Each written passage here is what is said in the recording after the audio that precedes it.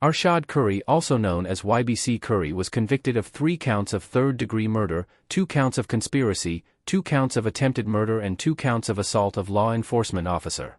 The first 2 murders occurred on July 21, 2021 near 56th and Vine Streets, where Curry and a co-defendant Rahia Sherman opened fire on 3 teens in a car. 16-year-old Kaylin Johnson and 18-year-old Tommy Frazier were killed and 16-year-old Damon McNeil was shot and seriously wounded.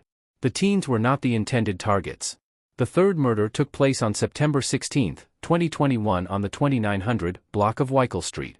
Curry and an unknown co-defendant opened fire on 19-year-old Sidney Sessoms' residence, where he was killed and his father shot multiple times. Curry also opened fire on 2 police officers responding to the scene. He was arrested after fleeing. He has been sentenced to 42.5 to 85 years in prison.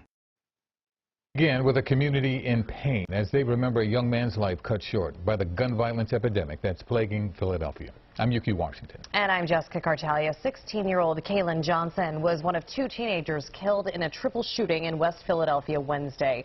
The boys' Latin charter school student was a standout athlete. Waukesha Bailey is live with how Kaylin was honored tonight. Waukesha.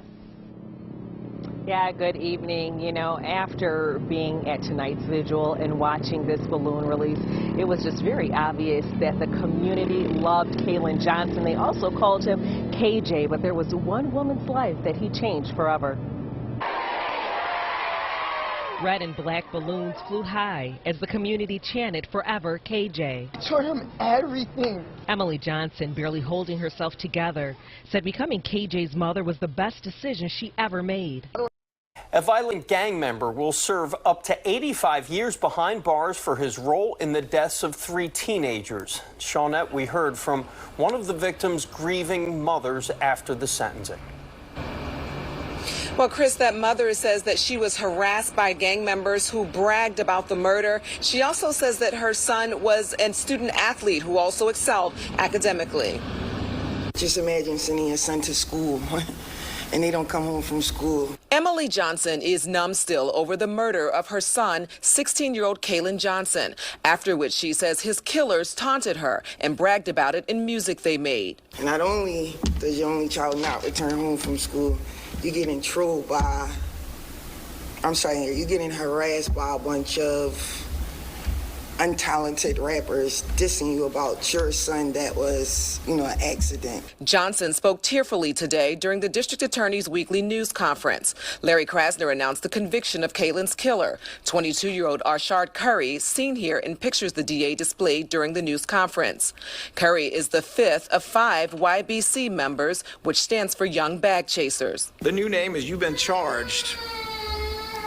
And the newer name is You've Been Convicted. Krasner says Kaylin isn't the only victim. We are looking at multiple murders, multiple shootings. Kaylin was killed July 1st of 2021.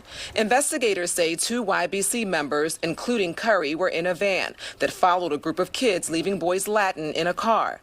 Curry pulled up alongside the car at a red light at 56th and Vine. Arshad Curry opens a van door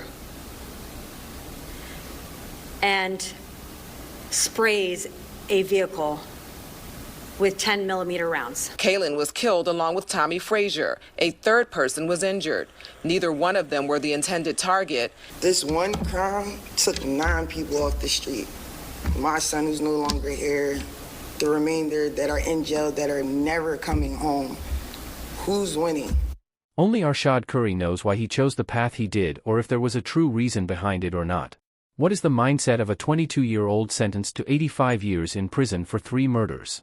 Do you think he knew what he was really getting himself into when he chose the streets? Let this video be a cautionary tale to the kids looking to go that route.